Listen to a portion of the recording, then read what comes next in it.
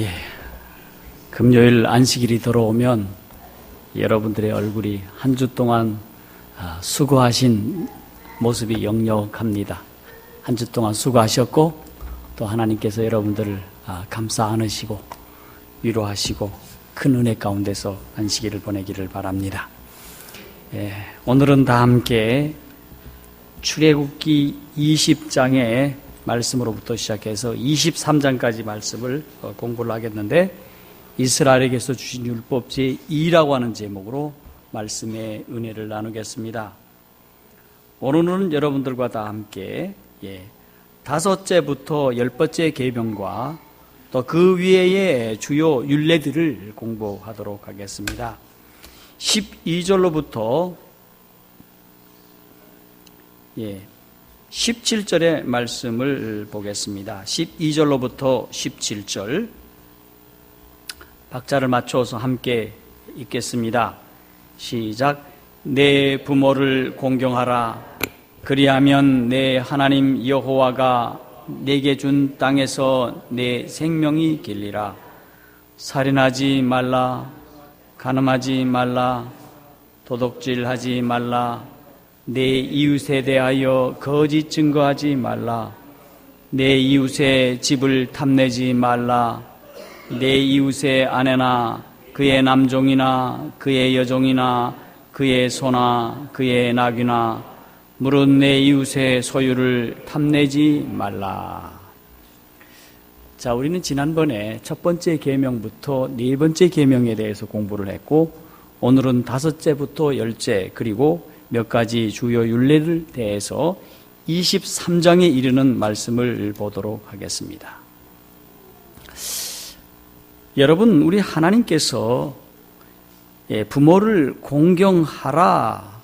그리하면 너희 하나님 나 여호와가 내게 준 땅에서 내 생명이 길리라 하는 축복과 함께 주신 계명인 것입니다.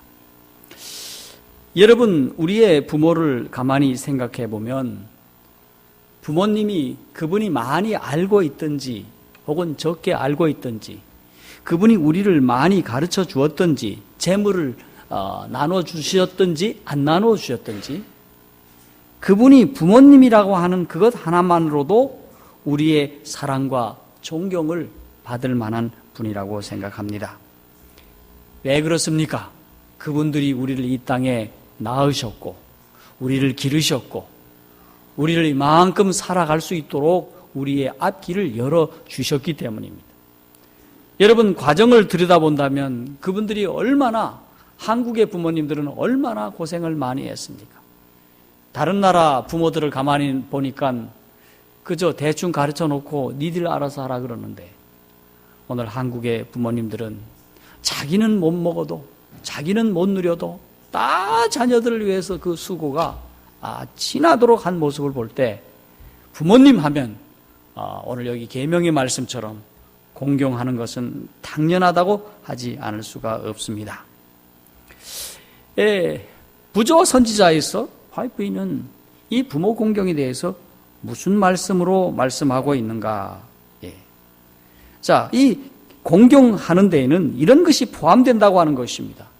순종하기를 요구할 뿐만 아니라 그들을 사랑하고 부드럽게 대하며 그들의 수고를 가볍게 해주고 그들의 명예를 지켜주고 노후에 그들을 부양하고 위로해 주기를 요구한다. 그렇게 말씀하고 있는 겁니다.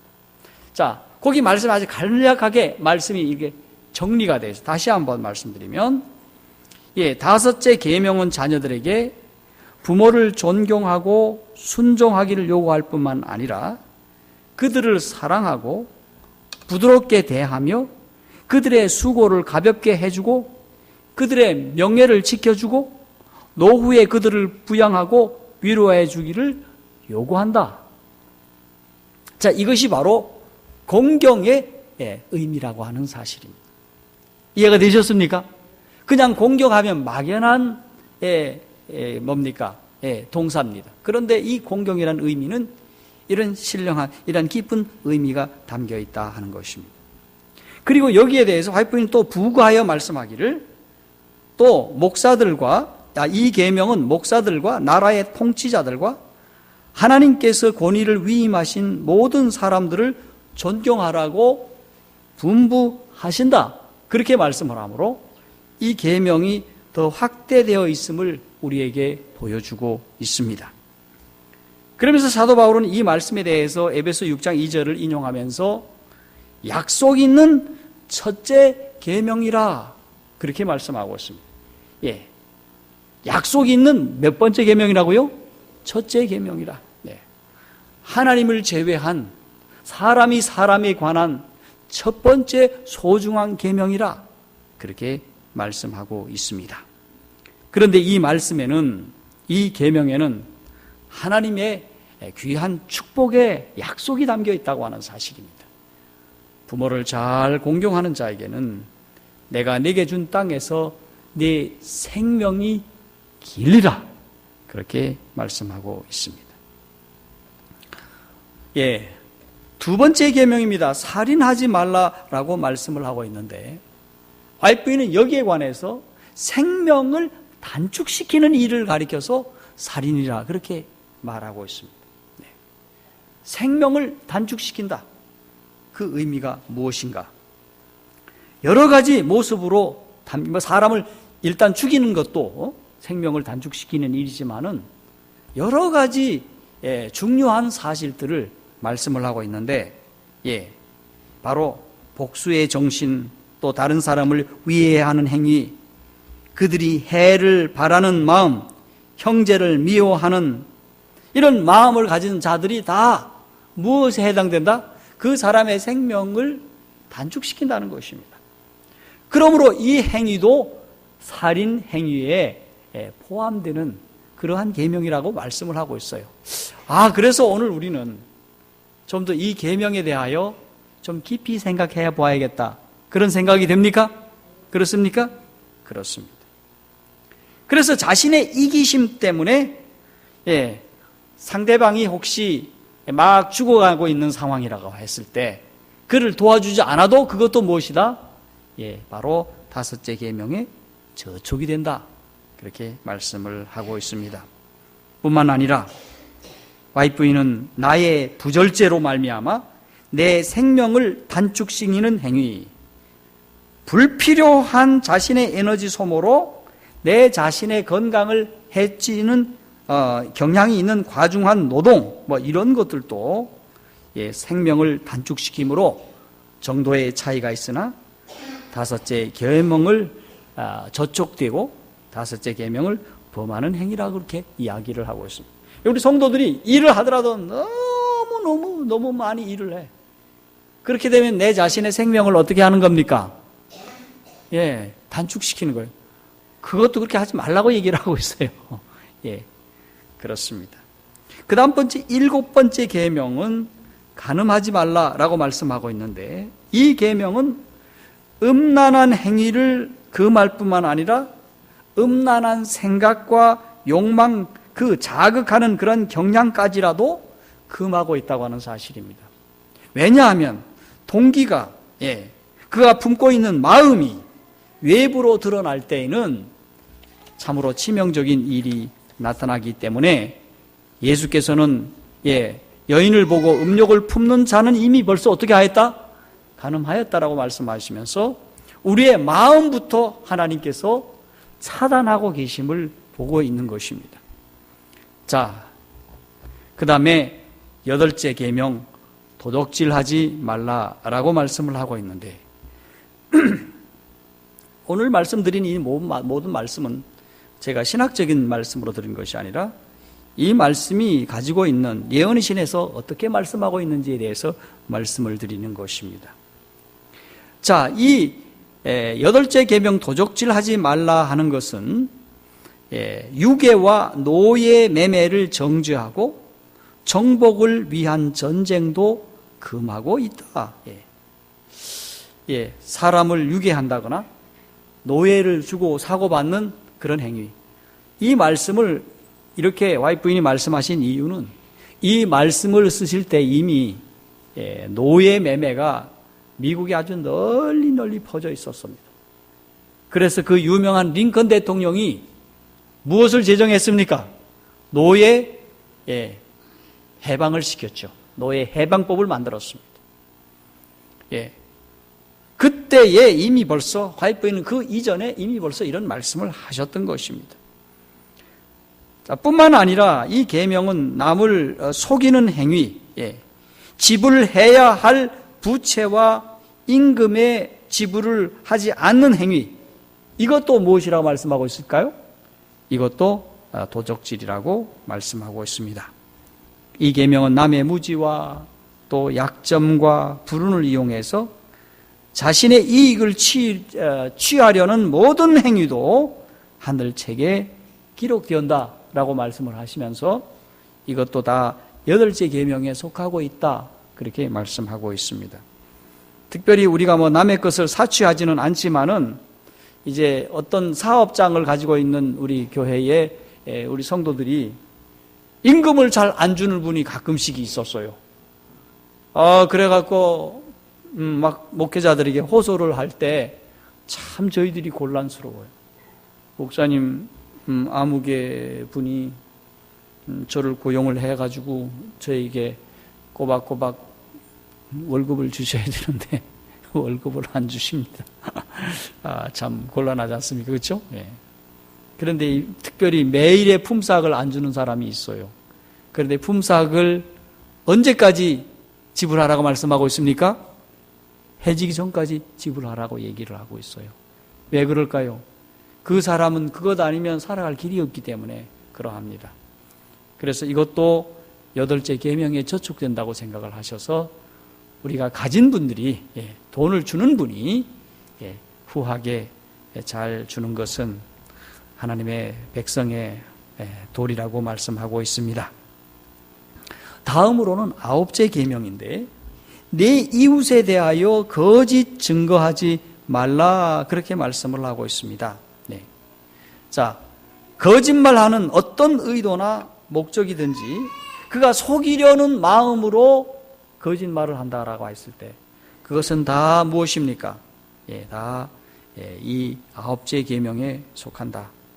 그것이 눈짓이든 와이프이는 손짓이든 얼굴 표정이든 이 계명에 저촉된다, 그렇게 말씀을 하고 있습니다. 그 다음에 10번째 계명이 되겠습니다.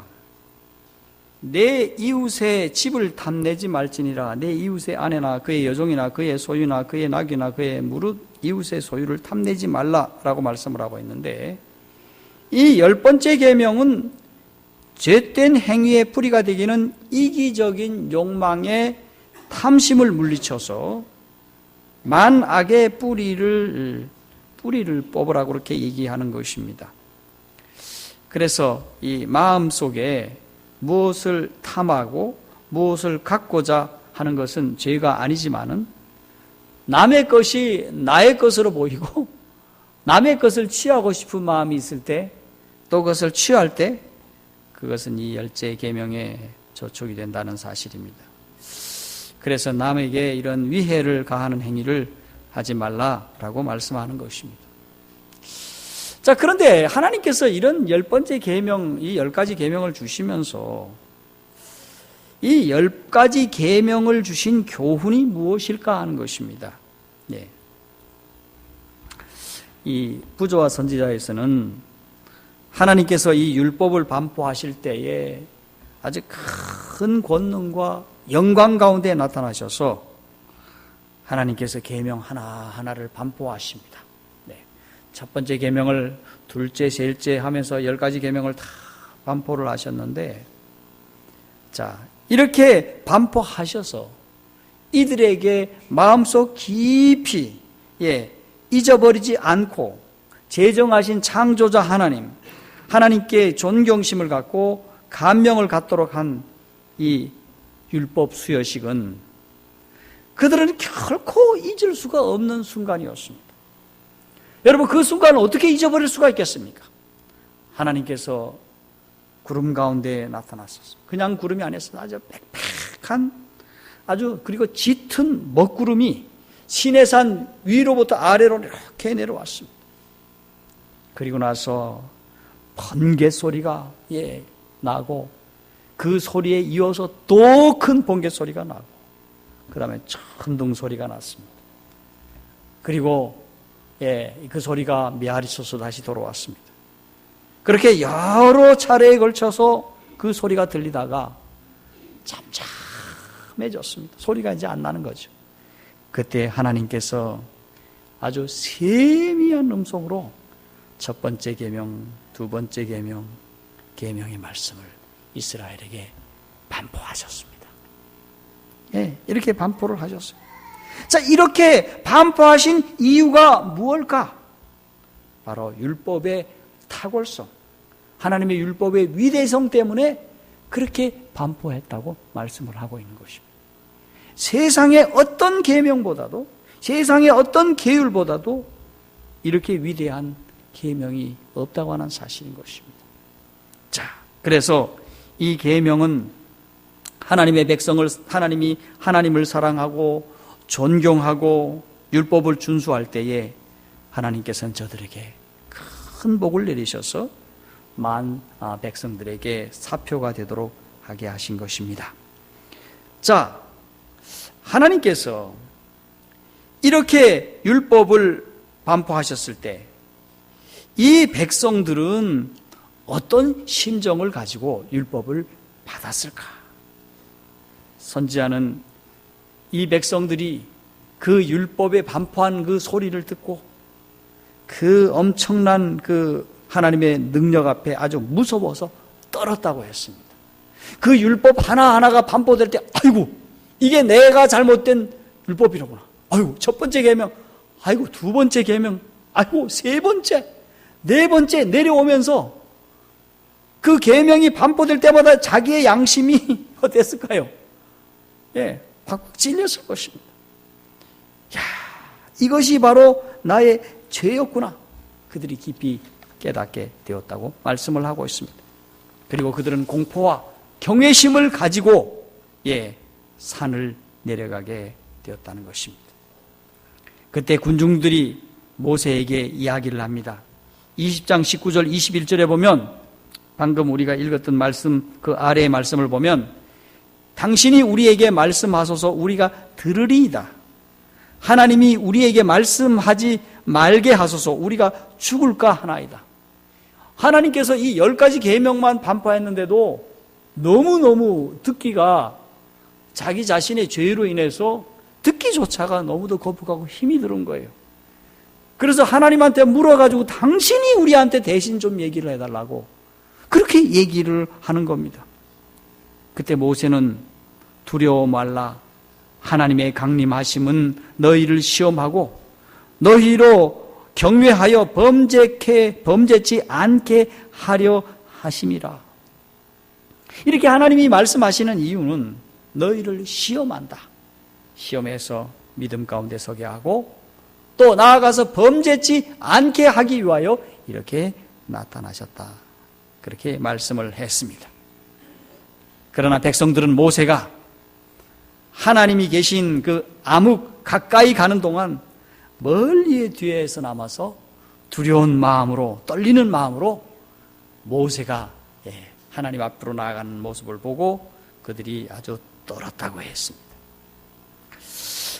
하나님께서는 이 율법과 함께 21장과 22장과 23장에 여러 가지 율례를 주셨습니다. 이것을 다 읽어야 하나 시간이 많지 않기에 여기에 있는 말씀들 몇 가지 중요한 율례들을 한번 살펴보도록 하겠습니다. 그러면 왜 하나님이 율례를 주셨을까? 십계명만 딱 주시면 좋지. 왜 또 율례라는 것을 더하여 주셨을까? 백성들의 마음은 아직도 노예의 생활과 우상 숭배로 마음이 어두워져 있고 저하되었다라고 말씀을 하고 있습니다. 하나님의 백성들이 우상 숭배를 하고 노예 생활 가운데 있었기에 그들의 마음이 아직도 흑암 속에 있었다는 사실입니다. 여러분이 세상에 살면 세상에 찌들고 세상살이를 하다가 보면은 세상에 너무너무 이게 가까이 살다 보면 하나님의 말씀이 우리 마음속에서 어두워집니다. 이 말은 희미해졌다고 하는 것입니다. 이것이 옳은가 그른가 분별이 잘 안 된다는 것입니다. 그래서 우리 하나님이 더욱 하나님을 잘 믿고 하나님을 의지하고 말씀 따라 살아가므로 그의 삶이 구별되고 거룩하게 하기 위해서 십계명의 대원칙을 온전히 이해할 율례를 주셨다는 것입니다.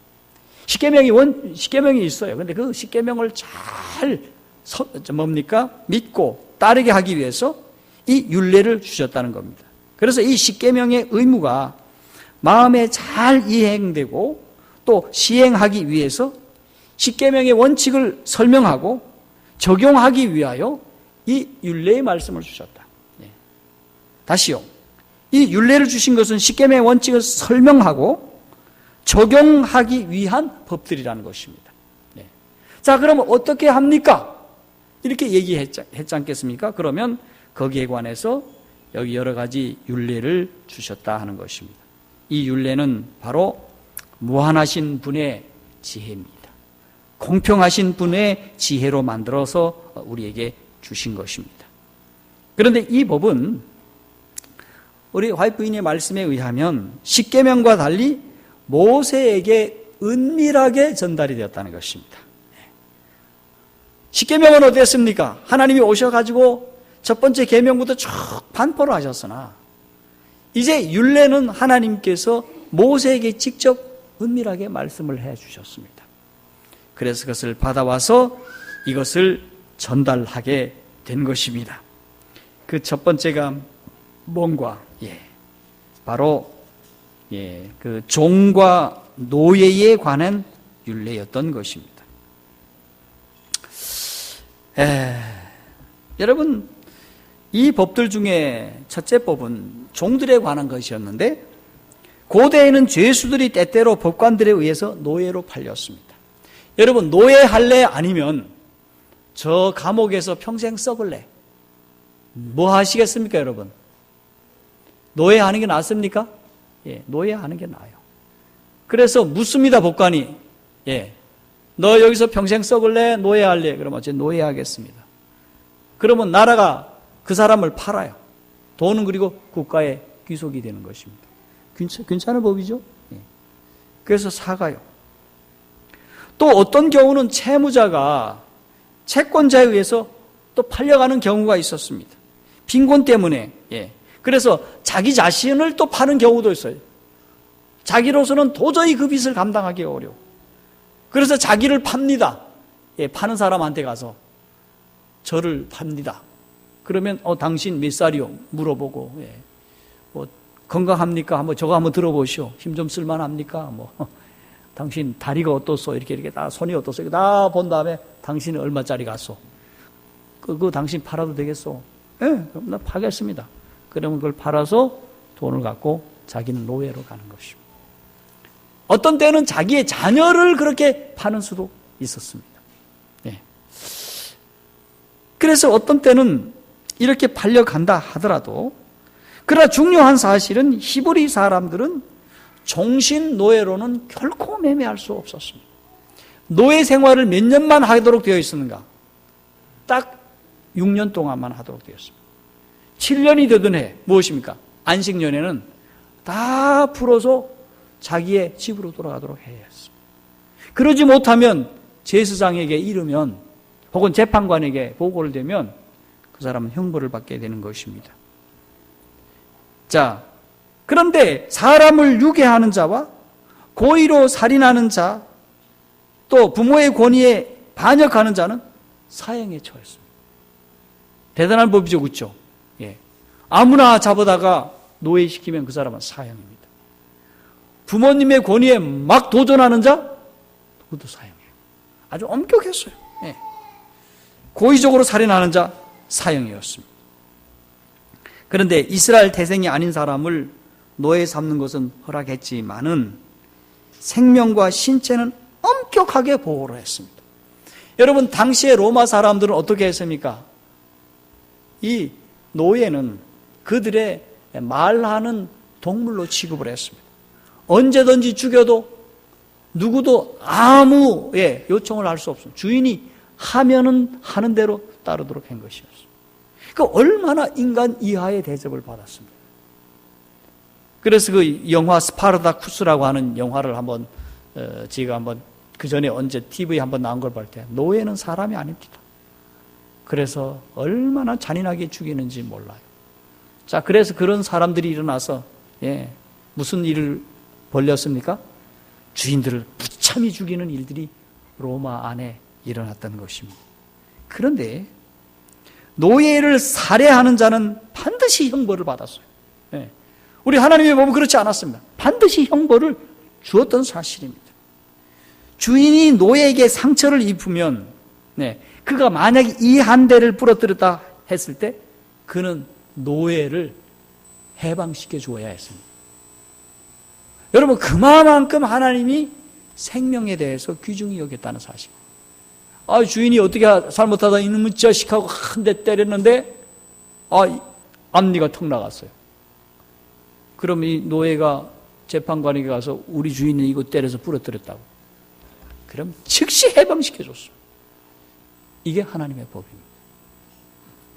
자, 그만큼 하나님께서는 노예에 이르는 사람에 이르기까지 하나하나 다 관심을 가지시고 보호하시고 그들의 인권을 돌보고 계시는 모습을 보는 것입니다.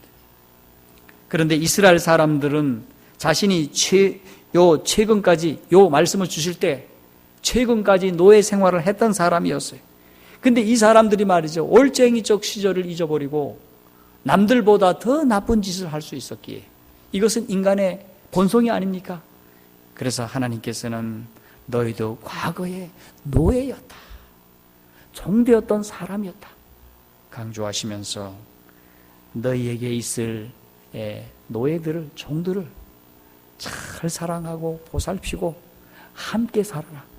동족은 결코 7년 이상, 6년 이상을 데리고 살아서는 안 된다. 그리고 그들의 생명은 잘 보존해 주어야 된다. 강조하고 있습니다. 자, 그래서 가혹한 정신, 잔인한 정신에 빠지지 않고 하나님의 아름다운 품성을 드러내도록 그 백성들에게 그런 귀한 말씀을 주셨다고 하는 사실이. 하나님이 위대하신 분이시죠, 그렇죠? 그 옛날에 이렇게 주신 것. 하나님의 사랑과 동정과 친절을 나타내라고 하는 것이 아니겠습니까? 그 다음에 고아와 과부에 대한 말씀을 하셨습니다. 고아와 과부들의 권익이 특별히 보호되었습니다. 여러분, 이 역사를 보면은 우리나라 역사에도 보면 전쟁 나거나 또 평화로울 때나 또 어느 때이든지 고아와 과부는 외롭고 괴롭고 힘들고 어려움 속에 살았습니다. 그런데 하나님께서는 그들의 상태를 친절히 고려해 주라고 하는 명령을 내렸습니다. 출애굽기 22장 23절 24절에 보면 내가 만일 그들을 해롭게 함으로 그들이 내게 부르짖으면 내가 반드시 그 부르짖음을 들을지라. 나의 노가 맹렬함으로 내가 칼로 너희를 죽이리니 너희 아내는 과부가 되고 너희 자녀는 고아가 되리라. 와, 하나님께서 이렇게 강력한 말씀을 하신 적이 별로 많지가 않은데 고아와 과부를 돌보지 않고 앞지 않은 자들은 네 아내가 뭐가 되겠다? 과부가 되겠다. 내 아이가 뭐가 되겠다? 고아가 되겠다. 와, 하나님께서 왜 이런 말씀을 하셨을까? 힘없는 고아와 과부를 우리 하나님께서 관심을 가지시고 그들을 돌보고 계신다고 하는 사실입니다. 그래서 오늘 우리 주위에 그런 분들이 계시다면 우리는 돌봐드려야 됩니다. 우리 중에 어려운 분들이 계시다면 우리가 도와드려야 됩니까? 도와드려야 됩니다. 요즘은 고아라 그러면 기분 나쁘고 과부라면 되게 기분 나빠요. 고아 이렇게 말씀하지 않고 부모님이 없는 분, 과부 그러면 남편이 먼저 사별하신 분 이렇게 얘기를 합니다. 근데 이제 이 성경의 표현은 너무 직설적이긴 한데 외국에서는 그런 얘기, 내가 과부요 이렇게 얘기를 하더라고요.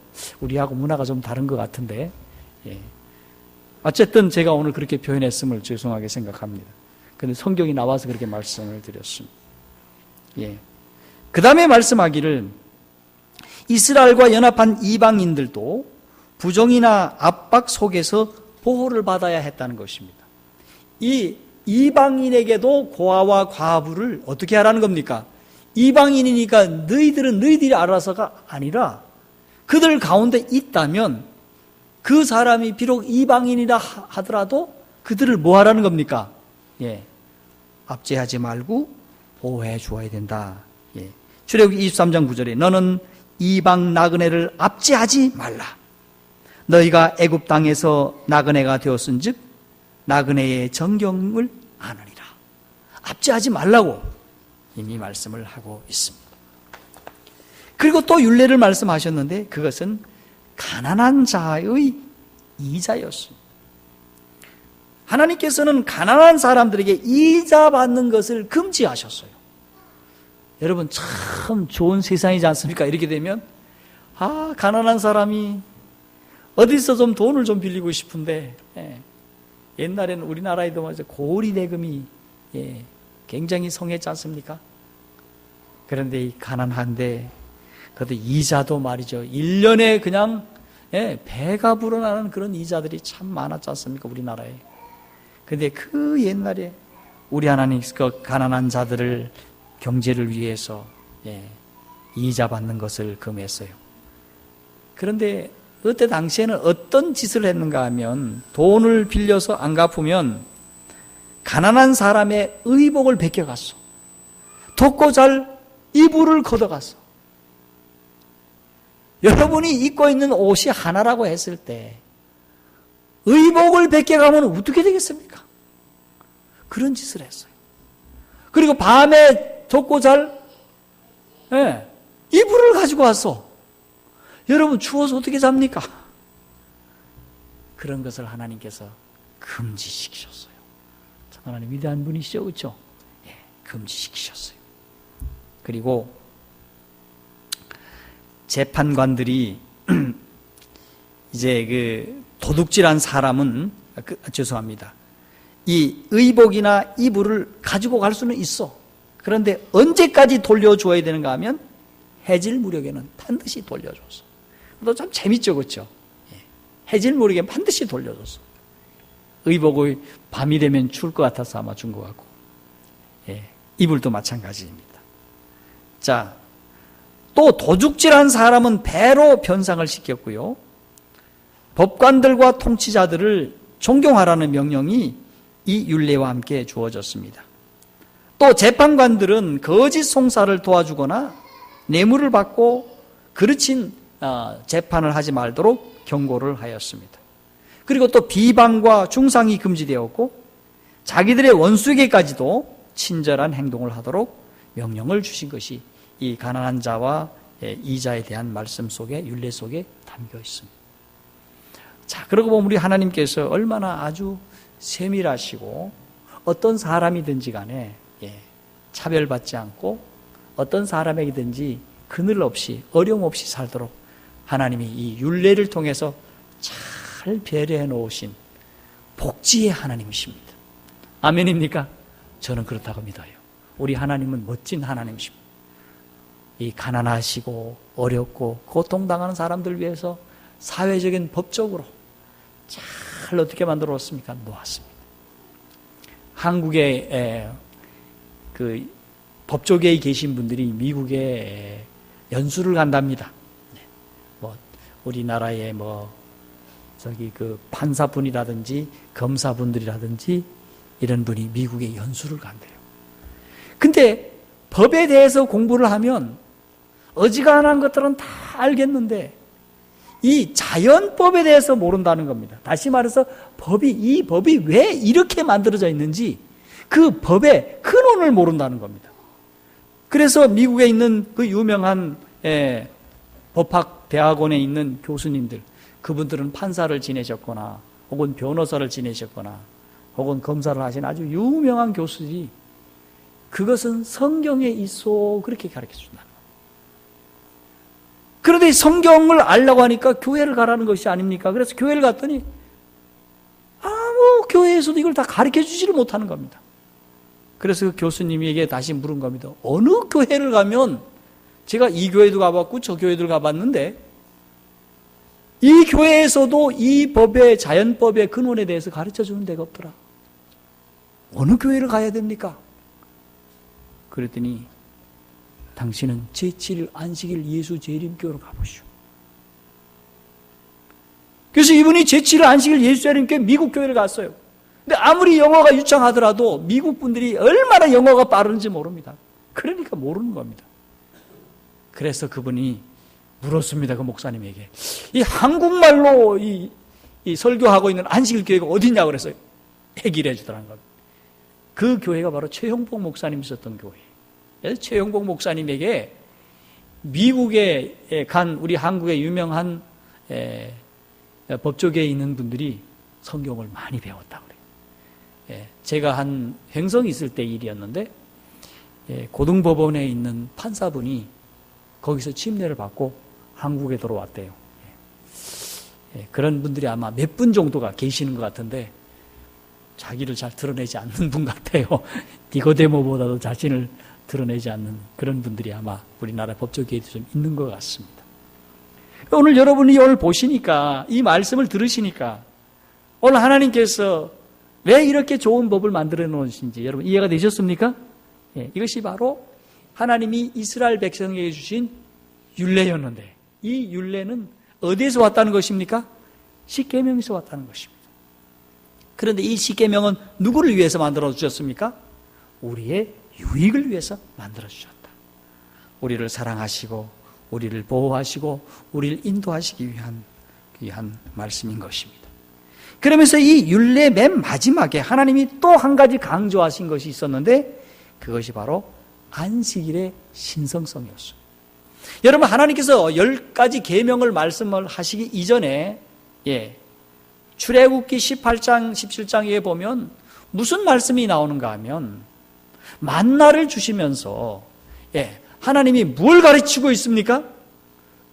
안식일 계명을 가르치고 있는 겁니다. 하나님께서 먹는 걸 가지고 왜 안식일 계명을 가르쳤을까? 그것은 먹는 것 이상으로 중요한 계명이기에 그 안식일 계명을 먹는 것을 통해서 가르쳐 주셨습니다.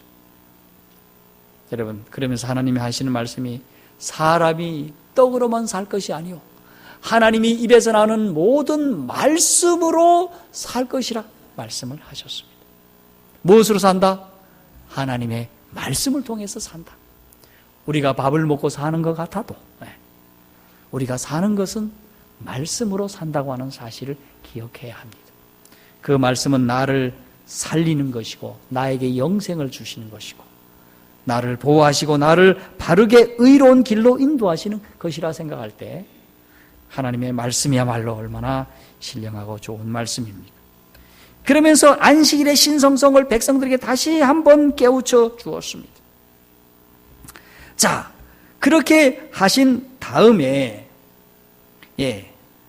모세가 기록한 이 법들을 십계명과 함께 조심스럽게 보관을 시켰습니다.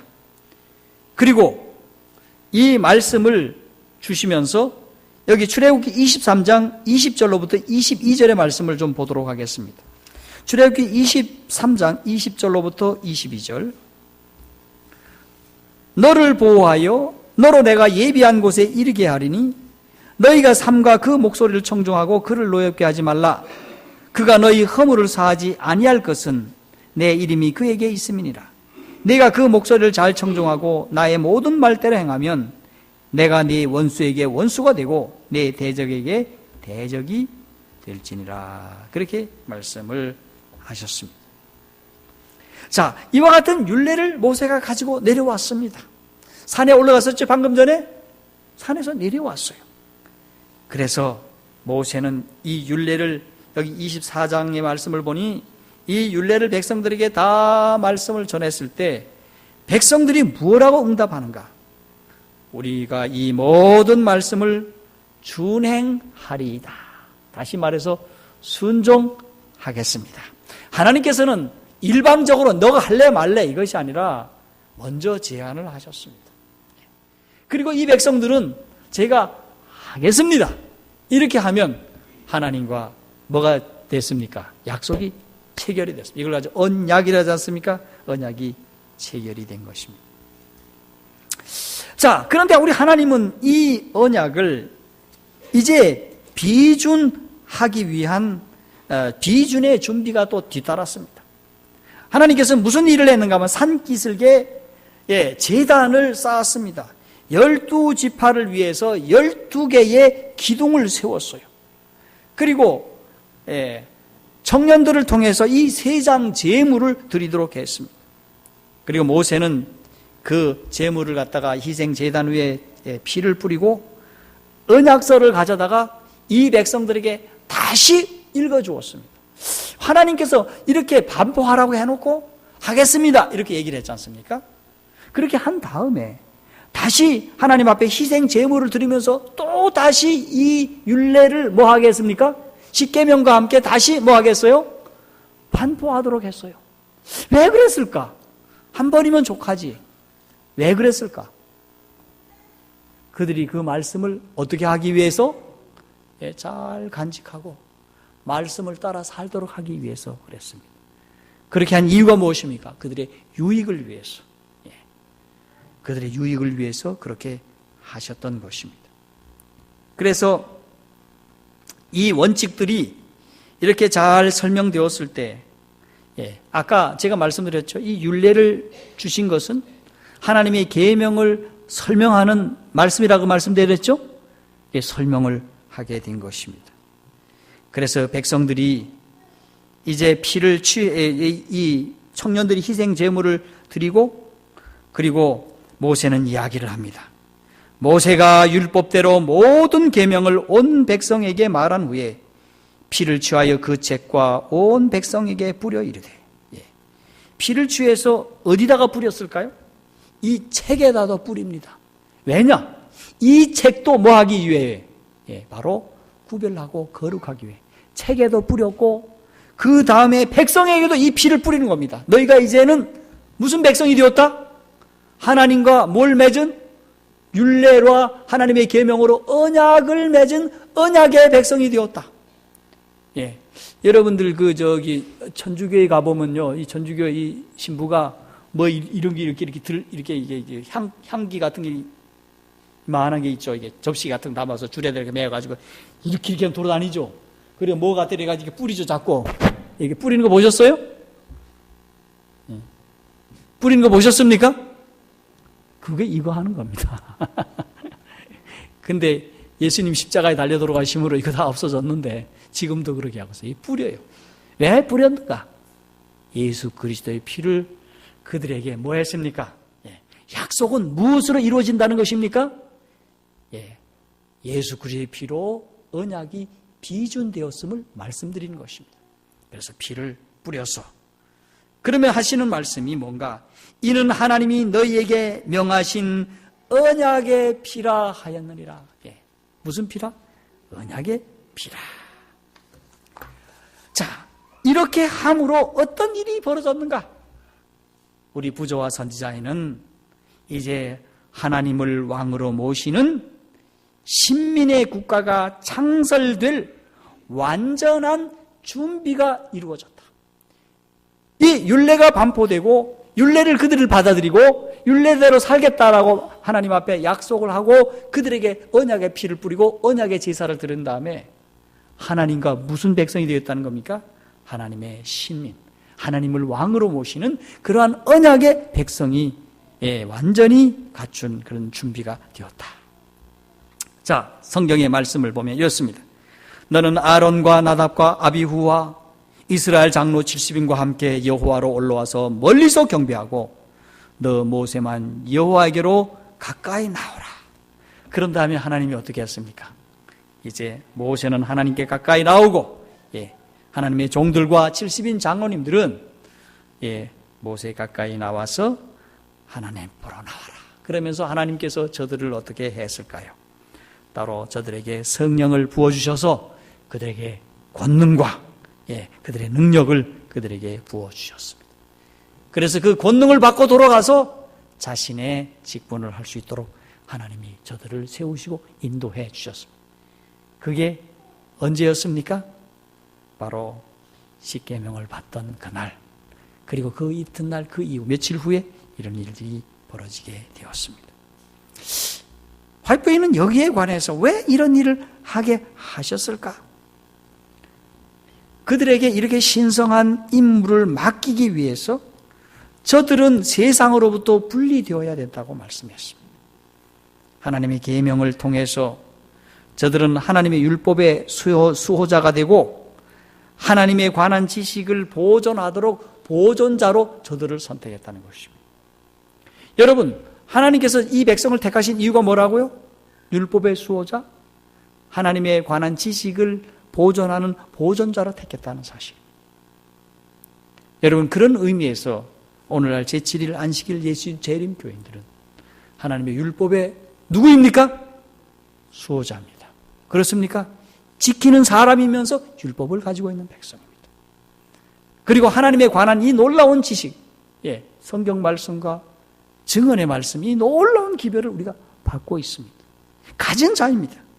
저는 오늘 또 여러 권의 예언의 신의 말씀을 이 책 저 책을 뒤지면서 느낀 것은 정말 주께서 마지막 시기에 위대한 예언의 말씀을 허락해 주셨습니다. 신령하고 정말 찬란한 햇빛보다 더 밝은 기별의 빛을 우리에게 허락해 주셨습니다. 이렇게 하는 이유가 뭘까? 바로 흑암에 쌓인 이 세상을 향해서 저들에게 이 빛을 비추어서 하나님의 환한 밝은 빛으로 돌아오게 하기 위함이었다. 그래서 하나님의 백성들이 이제 맡겨진 이 놀라운 하나님의 말씀을 그들이 잘 간직하고 그들이 잘 수호하고 잘 순종함으로 이방인들에게 빛이 되게 하시겠다고 말씀하셨습니다. 이방 사람들에게 뛰어난 민족이 되게 하시겠다고 말씀을 하셨습니다. 자, 오늘 우리도 참 가진 것 없고 배운 것이 없다 하더라도 중요한 것은 가장 중요한 것을 가진 백성이기에 하나님께서는 우리를 구별시켜 주시고 구별시켜 주시는 그 음성을 듣고 순종하고 따라간다면 하나님께서 우리를 높이실 차례입니다.